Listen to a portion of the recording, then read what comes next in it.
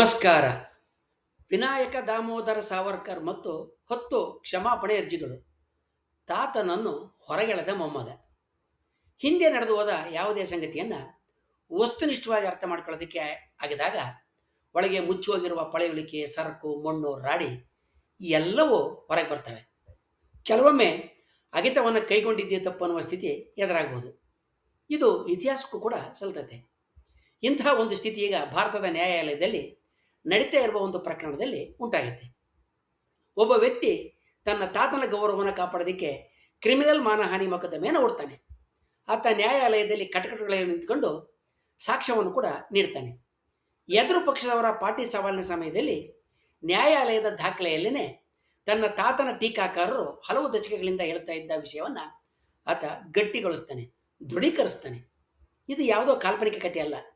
ಪುಣೆಯ ಶಾಸಕ ಮತ್ತು ಸಂಸದರ ವಿಚಾರಣೆಯಲ್ಲಿ ಜೂನ್ 15ರಂದು ನ್ಯಾಯಾಲಯದಲ್ಲಿ ನಡೆದಂಥ ನೈಜ ಸಂಗತಿ ಇದು.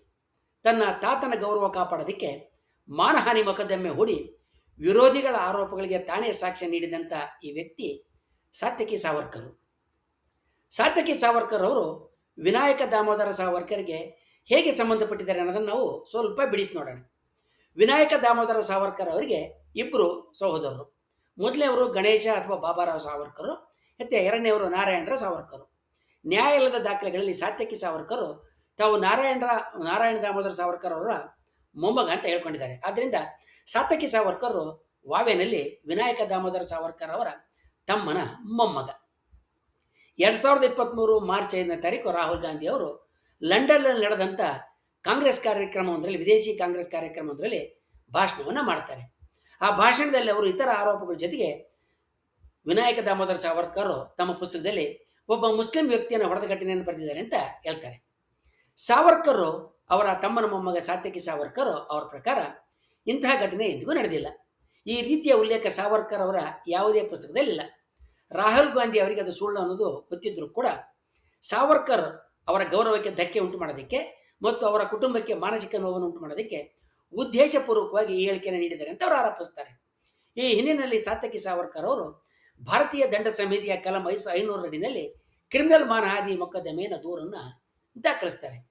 ಭಾಷಣ ಇಂಗ್ಲೆಂಡ್ನಲ್ಲಿ ನಡೆದಿದ್ದರೂ ಕೂಡ ಅದರ ವಿಡಿಯೋಗಳು ಮತ್ತು ವರದಿಗಳು ಭಾರತದ ಎಲ್ಲ ಕಡೆ ಪ್ರಸಾರ ಆಗಿರೋದ್ರಿಂದ ಮಾನಹಾನಿಯ ಪರಿಣಾಮ ಪುಣೆನಲ್ಲೂ ಕೂಡ ಉಂಟಾಗಿದೆ ಅಂತ ಅವರು ವಾದ ಮಾಡ್ತಾರೆ.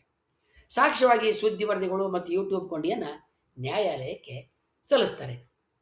ಈ ಮಾನಹಾನಿ ಪ್ರಕರಣವನ್ನು ಪುಣೆಯ ವಿಶೇಷ ನ್ಯಾಯಾಧೀಶ ಅಮೋಲ್ ಸಿಂಧೆ ವಿಚಾರಣೆಯನ್ನು ನಡೆಸ್ತಾ ಇದ್ದಾರೆ.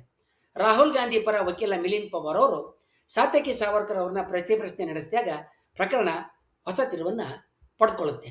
ರಾಹುಲ್ ಗಾಂಧಿ ಅವರು ಈ ಪ್ರಕರಣ ಸಂಪೂರ್ಣವಾಗಿ ವಿಚಾರಣೆಗೆ ಬರೋಕ್ಕೆ ಮುಂಚೆ ತಾವು ನಾವು ಹೇಳಿದಂಥ ಹೇಳಿಕೆಗಳನ್ನು ಐತಿಹಾಸಿಕ ಹಿನ್ನೆಲೆಯಲ್ಲಿ ಸಂದರ್ಭದಲ್ಲಿ ನೋಡಬೇಕಂತೇಳಿ ಮನವಿ ಮಾಡಿಕೊಂಡಿದ್ರು.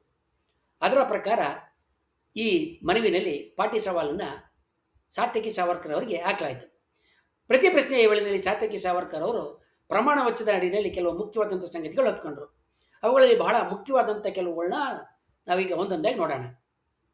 ಸಾವರ್ಕರ್ ಅವರು ತಮ್ಮ ಶಿಕ್ಷೆಯನ್ನು ಕಡಿಮೆ ಮಾಡುವಂತೆ ಕೋರಿ ಬ್ರಿಟಿಷ್ ಸರ್ಕಾರಕ್ಕೆ 10 ಕ್ಷಮಾದಾನ ಅರ್ಜಿಗಳನ್ನು ಸಲ್ಲಿಸಿದ್ರು. ಅಂದರೆ ಮರ್ಸಿ ಕ್ಲೆಮೆನ್ಸಿ ಪಿಟಿಷನ್ ಸಲ್ಲಿಸಿದ್ರು. ಆ ಅರ್ಜಿಗಳ ದಾಖಲೆಗಳು ಸರ್ಕಾರದ ದಾಖಲೆಗಳಲ್ಲಿ ಸಿಗ್ತವೆ.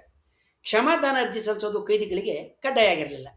ಅದು ಎಲ್ಲ ಕೈದಿಗಳಿಗೂ ಲಭ್ಯವಿದ್ದಂಥ ಒಂದು ಸಾಮಾನ್ಯ ಆಡಳಿತದ ಪ್ರಕ್ರಿಯೆ ಆಗಿತ್ತು. ಅದು ಪ್ರತಿಯೊಬ್ಬ ಕೈದಿಯ ವೈಯಕ್ತಿಕ ನಿರ್ಧಾರ ಆಗಿತ್ತು. ಮೊದಲ ಕ್ಷಮಾದಾನ ಅರ್ಜಿಯನ್ನು ಶಿಕ್ಷೆ ವಿಧಿಸಿದ ಮೊದಲ ತಿಂಗಳಲ್ಲಿ, ಅಂದರೆ ಕೆಲವೇ ವಾರಗಳಲ್ಲಿ ಸಲ್ಲಿಸಲಾಗಿತ್ತು.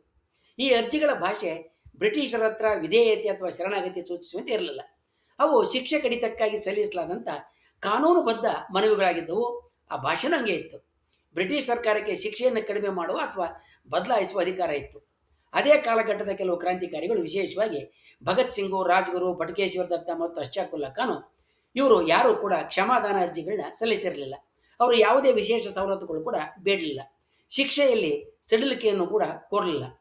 ಮತ್ತು ಬ್ರಿಟಿಷರ ಜೊತೆಗೆ ತಮ್ಮ ತತ್ವಗಳಿಗೆ ವಿರುದ್ಧವಾದಂಥ ಯಾವುದೇ ರಾಜಿಯನ್ನು ಕೂಡ ಮಾಡಿಕೊಂಡಿರಲಿಲ್ಲ ಅಂತೇಳಿ ಸಾತ್ಯಕಿ ಸಾವರ್ಕರ್ ಪ್ರಮಾಣ ವಚನದ ಮೂಲಕ ನ್ಯಾಯಾಲಯದಲ್ಲಿ ಒಪ್ಕೊಳ್ತಾರೆ. ಈ ಎಲ್ಲ ಸಂಗತಿಗಳನ್ನ ಒಪ್ಪಿ ಕೊನೆಗೆ ಸಾತ್ಯಕಿ ಸಾವರ್ಕರ್ ಅವರು ಈ ಸಂಗತಿಗಳಿಗೆ ತಮ್ಮದೇ ಆದಂಥ ವಿವರಣೆಯನ್ನು ಕೂಡ ನ್ಯಾಯಾಲಯದಲ್ಲಿ ನೀಡ್ತಾರೆ. ಬ್ರಿಟಿಷ್ ಸರ್ಕಾರ ಎಲ್ಲ ಅರ್ಜಿಗಳನ್ನ ತಿರಸ್ಕರಿಸಿತ್ತು. ಕಾರಣ ಸಾವರ್ಕರ್ ಬಿಡುಗಡೆ ಆದರೆ ಮತ್ತೆ ಕ್ರಾಂತಿಕಾರಿ ಚಟುವಟಿಕೆಗಳು ಪ್ರಾರಂಭ ಆಗ್ಬೋದನ್ನೋ ಭಯ ಬ್ರಿಟಿಷರಿಗಿತ್ತು ಅಂತ ಅವರ ವಾದ ಮಾಡ್ತಾರೆ. 10 ಕ್ಷಮಾದಾನ ಅರ್ಜಿಗಳನ್ನು ಸಲ್ಲಿಸಿದ್ರು ಕೂಡ ಸಾವರ್ಕರ್ ಅವರಿಗೆ ಜನರು ನೀಡಿದಂಥ ವೀರ ಬಿರುದು ಅಸಂಗತ ಆಗೋದಿಲ್ಲ ಅನ್ನೋದು ಸಾತ್ವಿಕಿಯವರ ನಿಲುವು. ಈ ವಾದಗಳನ್ನು ಮಂಡಿಸ್ತಕ್ಕಂಥ ಹಕ್ಕು ಅವರಿಗೆ ಖಂಡಿತವಾಗೂ ಇದೆ. ಆದರೆ ಬಹಳ ಮುಖ್ಯವಾದ ಸಂಗತಿ ಅಂತ ಹೇಳಿದ್ರೆ ಆ ಒಪ್ಪಿಗೆಗಳು ಈಗ ನ್ಯಾಯಾಲಯದ ದಾಖಲೆಯ ಭಾಗ ಆಗಿದ್ದಾವೆ. ಸಾವರ್ಕರ್ 10 ಕ್ಷಮಾದಾನ ಅರ್ಜಿಗಳನ್ನ ಸಲ್ಲಿಸಿದ್ರು, ಮನವಿಗಳನ್ನ ಸಲ್ಲಿಸಿದ್ರು. ಭಗತ್ ಸಿಂಗ್ ಸೇರಿದಂತೆ ಇತರ ಕ್ರಾಂತಿಕಾರಿಗಳು ಸಲ್ಲಿಸಿರಲಿಲ್ಲ. ಇದು ಈಗ ಯಾರದೋ ರಾಜಕೀಯ ಆರೋಪ ಅಲ್ಲ. ಸಾವರ್ಕರ್ ಅವರ ಸ್ವಂತ ಕುಟುಂಬದ ಸದಸ್ಯರು, ಅವರ ಮೊಮ್ಮಗ, ತಮ್ಮನ ಮೊಮ್ಮಗ ಪ್ರಮಾಣದ ವಚನದಲ್ಲಿ ನ್ಯಾಯಾಲಯಕ್ಕೆ ನೀಡಿರ್ತಕ್ಕಂಥ ಸಾಕ್ಷಿ ಆಗುತ್ತೆ. ಇದರ ಜೊತೆಗೆ ಸಾತ್ಯಕಿ ಸಾವರ್ಕರ್ ಅವರು ತಮ್ಮ ತಾತ ವಿನಾಯಕ ದಾಮೋದರ ಸಾವರ್ಕರ್ ಅವರು ಹಸುವನ್ನು, ಆಕಳನ್ನು ಒಂದು ಪವಿತ್ರ ಪ್ರಾಣಿ ಅಂತ ಪರಿಗಣಿಸಿರಲಿಲ್ಲ, ಅದು ಉಪಯೋಗಿ ಪ್ರಾಣಿ ಅಂತ ಮಾತ್ರ ಪರಿಗಣಿಸಿದ್ರು ಅಂತೇಳಿ ಕೂಡ ಹೇಳಿದ್ದಾಗಿ ಕೆಲವು ವರದಿಗಳು ತಿಳಿಸ್ತಾ ಇದ್ದಾವೆ. ಭಾರತದಲ್ಲಿ ರಾಜಕೀಯ ಬಲಪಂಥೀಯ ವಲಯ ಹಲವು ವರ್ಷಗಳಿಂದ ಸಾವರ್ಕರ್ ಅವರ ಕ್ಷಮಾದಾನ, ಕ್ಷಮೆ ಕೇಳಿ ಬರೆದಂಥ ಅರ್ಜಿ, ಮನವಿಗಳ ಕುರಿತಾಗಿ ಚರ್ಚೆಯನ್ನು ತಡೆಯೋದಕ್ಕೆ, ನಿಲ್ಲಿಸೋದಕ್ಕೆ ಪ್ರಯತ್ನ ಮಾಡ್ತೈತೆ ಅಂತ ಸಾವರ್ಕರ್ ಅವರ ಟೀಕಾಕಾರರು ಮತ್ತು ವಿಮರ್ಶಕರು ಆರೋಪ ಮಾಡ್ತಾರೆ. ಕ್ಷಮಾದಾನ ಅರ್ಜಿಗಳನ್ನ ಸಮರ್ಥನೆ ಮಾಡೋದಕ್ಕೆ ಪುಸ್ತಕಗಳು ಬರೆಯಲ್ಪಟ್ಟಿದ್ದಾವೆ, ದೂರದರ್ಶನದಲ್ಲಿ ಚರ್ಚೆಗಳು ನಡೆದಿದ್ದಾವೆ. ಈ ವಿಷಯವನ್ನು ಪ್ರಸ್ತಾಪ ಮಾಡಿದವ್ರನ್ನ ಕೆಲವೊಮ್ಮೆ ದೇಶ ವಿರೋಧಿಗಳಂತ ಕೂಡ ಕರೆಯಲಾಗೈತೆ ಅಂತ ಟೀಕಾಕಾರರು ಹೇಳ್ತಾರೆ. ಆದರೆ ಈಗ ಈ ಸಾವರ್ಕರ್ ಅವರ ಪ್ರತಿಷ್ಠೆಯನ್ನು ಕಾಪಾಡೋದಕ್ಕೆ ಹೂಡ್ಲಾದಂಥ ನ್ಯಾಯಾಲಯದ ಪ್ರಕರಣದಲ್ಲೇ ಅವರ ಮೊಮ್ಮಗ, ಅವರ ಟೀಕಾಕಾರರು, ವಿಮರ್ಶಕರು ಮತ್ತು ತಾತ್ವಿಕ ಎದುರಾಳಿಗಳು ಹೇಳ್ತಾ ಇದ್ದ ಮೂಲ ಸಂಗತಿಯನ್ನು ದೃಢೀಕರಿಸಿದ್ದಾರೆ. ಈಗ ಅದು ಅಧಿಕೃತ ನ್ಯಾಯಾಲಯದ ದಾಖಲೆಯ ಭಾಗ. ಆದರೆ ಈ ಘಟನೆಯ ಅತ್ಯಂತ ಮಹತ್ವದ ಅಂಶ ಅದು ಮಾತ್ರ ಅಲ್ಲ, ಇದು ಭಾರತೀಯ ರಾಜಕೀಯ ಸಂಸ್ಕೃತಿಯ ಸ್ಥಿತಿಗತಿಗಳನ್ನ ತೋರಿಸ್ತದೆ. ಸಂಸತ್ತಿನ ವಿರೋಧ ಪಕ್ಷದ ನಾಯಕರಾಗಿರುವ ಒಬ್ಬ ರಾಜಕಾರಣಿ ಮತ್ತು ಒಬ್ಬ ಐತಿಹಾಸಿಕ ವ್ಯಕ್ತಿಯ ಮೊಮ್ಮಗ, ಈ ಇಬ್ಬರು 1966ರಲ್ಲಿ ನಿಧನರಾದ ವ್ಯಕ್ತಿಯ ಕುರಿತು ಲಂಡನ್ನಲ್ಲಿ ಮಾಡಲಾದ ಭಾಷಣದ ಕಾರಣಕ್ಕೆ ಪುಣೆಯ ನ್ಯಾಯಾಲಯದಲ್ಲಿ ಕ್ರಿಮಿನಲ್ ಮಾನಹಾನಿ ಪ್ರಕರಣದಲ್ಲಿ ತೊಡಗಿಕೊಂಡಿದ್ದಾರೆ. ಭಾರತೀಯ ರಾಜಕೀಯ ಈಗ ಸ್ವಾತಂತ್ರ್ಯ ಹೋರಾಟದ ಇತಿಹಾಸವನ್ನೇ ಒಂದು ಕದನ ಕಣವನ್ನಾಗಿ ಪರಿವರ್ತಿಸುತ್ತೆ. ನೆಹರು, ಗಾಂಧಿ, ಅಂಬೇಡ್ಕರ್, ಸಾವರ್ಕರ್, ಭಗತ್ ಸಿಂಗ್, ಸುಭಾಷ್ ಚಂದ್ರ ಬೋಸ್ ಇಂತಹ ಪ್ರತಿಯೊಬ್ಬ ಐತಿಹಾಸಿಕ ವ್ಯಕ್ತಿ ಕೂಡ ಈಗ ಸಂಕೀರ್ಣ ಮಾನವ ವ್ಯಕ್ತಿತ್ವಗಳಾಗಿ ಕಾಣೋದಕ್ಕಿಂತ ರಾಜಕೀಯ ಆಯುಧಗಳಾಗಿ ಬಳಸಲ್ಪಡ್ತಾ ಇದ್ದಾರೆ.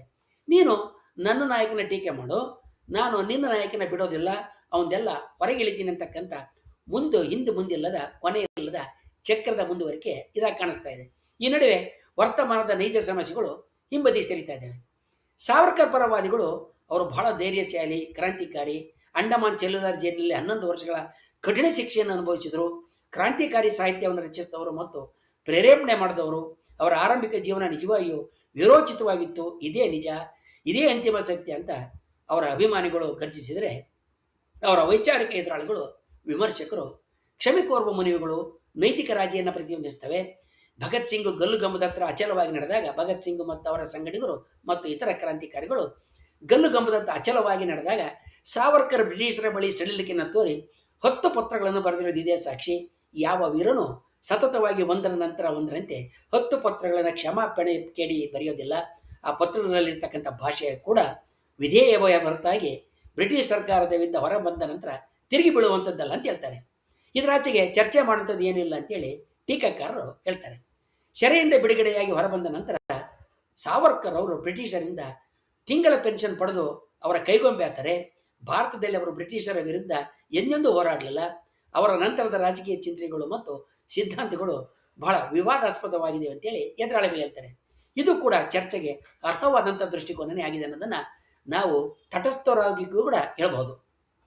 ಇತಿಹಾಸ ಸಾಮಾನ್ಯವಾಗಿ ಸಂಪೂರ್ಣವಾದಂಥ ನಾಯಕರು ಅಥವಾ ಸಂಪೂರ್ಣ ಖಳನಾಯಕರನ್ನ ಹೊಂದಿರೋದಿಲ್ಲ ಮತ್ತು ನೀಡೋದಿಲ್ಲ. ಅದು ಸಂಕೀರ್ಣವಾದಂಥ ವ್ಯಕ್ತಿತ್ವಗಳನ್ನ ನೀಡ್ತೈತೆ. ಯಾವಾಗಲೂ ವ್ಯಕ್ತಿಗಳು ಸಂಕೀರ್ಣವಾಗಿರ್ತಾರೆ. ಆದರೆ ಇಂದಿನ ಭಾರತೀಯ ರಾಜಕೀಯ ಸಂವಾದದಲ್ಲಿ, ಮಾತುಕತೆಯಲ್ಲಿ ಈ ರೀತಿಯ ಸಂಕೀರ್ಣತೆಯನ್ನು ಒಪ್ಪಿಕೊಳ್ಳೋದಕ್ಕೆ ಪ್ರಯತ್ನ ಮಾಡಿದರೆ ಅದರ ಕೊನೆ ನ್ಯಾಯಾಲಯದಲ್ಲಾಗ್ತಕ್ಕಂಥ ಎಲ್ಲ ಅಪಾಯಗಳು ಕಂಡು ಬರ್ತವೆ. ಇದರ ಪರಿಣಾಮವಾಗಿ ಚರ್ಚೆಗಳು ತರಗತಿಗಳಿಂದ, ಸಾರ್ವಜನಿಕ ವೇದಿಕೆಗಳಿಂದ, ಸಂಶೋಧನಾ ಕ್ಷೇತ್ರಗಳಿಂದ ಎಲ್ಲ ನ್ಯಾಯಾಲಯಗಳಿಗೆ ಸ್ಥಳಾಂತರಗೊಳ್ಳೋದಕ್ಕೆ ಪ್ರಾರಂಭ ಆಗ್ತವೆ. ಆದರೆ ನ್ಯಾಯಾಲಯಗಳು ಇತಿಹಾಸದ ಪ್ರಶ್ನೆಗಳನ್ನು ಪರಿಹರಿಸ್ತಕ್ಕಂಥ ಸ್ಥಳಗಳಲ್ಲ. ಅವು ರಾಜಕೀಯ ಮತ್ತು ಕಾನೂನು ಹೋರಾಟದ ವೇದಿಕೆಗಳಾಗ್ತಾ ಇರೋದು ಒಂದು ವಿಷಾದ. ಸಾತ್ಯಕಿ ಸಾವರ್ಕರ್ ಅವರ ವಾದದ ಪ್ರಕಾರ ಅಸ್ತಿತ್ವದಲ್ಲೇ ಇಲ್ಲದ ಒಂದು ಪುಸ್ತಕದ ಉಲ್ಲೇಖವನ್ನು ರಾಹುಲ್ ಗಾಂಧಿ ಬಳಸಿದರೆ ಅದು ಮಾನ್ಯಹಾನಿ ಆಗ್ಬೋದು ಅಥವಾ ಆಗದೇ ಇರ್ಬೋದು. ಅದರ ತೀರ್ಮಾನವನ್ನು ನ್ಯಾಯಾಲಯವೇ ಮಾಡಬೇಕು. ಆದರೆ ಭಿನ್ನಾಭಿಪ್ರಾಯ ಹೊಂದಿದ್ದ ರಾಜಕೀಯ ಭಾಷಣಕ್ಕೆ ಪ್ರತಿಯಾಗಿ ಕ್ರಿಮಿನಲ್ ಮೊಕದ್ದಮೆಯನ್ನು ಬಳಸ್ತಕ್ಕಂಥ ಮನೋಭಾವನೆ ಒಂದು ದೊಡ್ಡ ಪ್ರಶ್ನೆಯನ್ನು ಎತ್ತತ್ತೆ.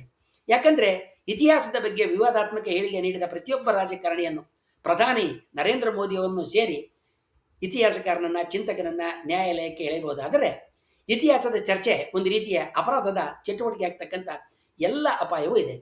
ಭಾರತದಷ್ಟು ಹಲವು ಪದರಗಳ ಮತ್ತು ವಿವಾದಾತ್ಮಕ ಇತಿಹಾಸ ಹೊಂದಿರತಕ್ಕಂಥ ದೇಶದಲ್ಲಿ ಅದರ ಪರಿಣಾಮವಾಗಿ ಜನ ಐತಿಹಾಸಿಕ ಮಹತ್ವದ ವಿಷಯಗಳ ಬಗ್ಗೆ ಮಾತನಾಡೋದಕ್ಕೆ, ಚರ್ಚೆ ಮಾಡೋದಕ್ಕೆ, ಅವುಗಳು ನಿಜವಾಗ್ಲೂ ಏನಾಗಿದ್ವು, ಅವುಗಳು ನಮಗೆ ಯಾವ ಪಾಠ ಕಲಿಸ್ತಿದ್ವು ಅಂತೇಳಿ ಚರ್ಚೆ ಮಾಡೋದಕ್ಕೆ ಹಿಂಜರಿಕೆ ಉಂಟಾಗ್ಬೋದು.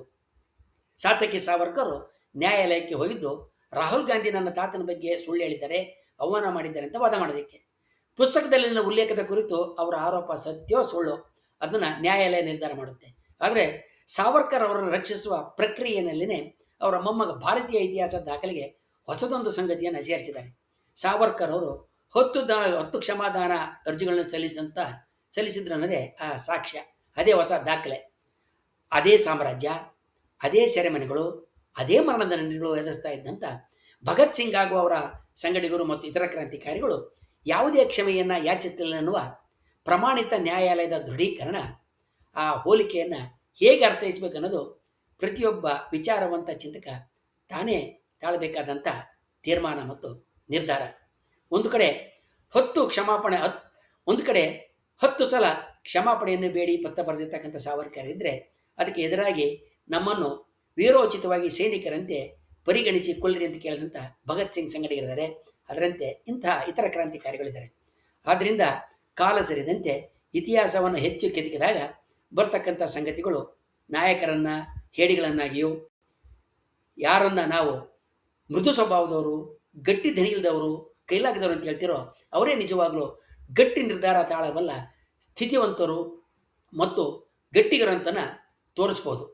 ಮುಂದಿನ ವಿಡಿಯೋದಲ್ಲಿ ನಾವು ಸಾವರ್ಕರ್ ಕುರಿತಾಗಿರ್ತಕ್ಕಂಥ ಇತರ ವಿವಾದದ ಸಂಗತಿಗಳ ಬಗ್ಗೆ ತಿಳ್ಕೊಳ್ಳೋಣ. ವಂದನೆಗಳೊಂದಿಗೆ.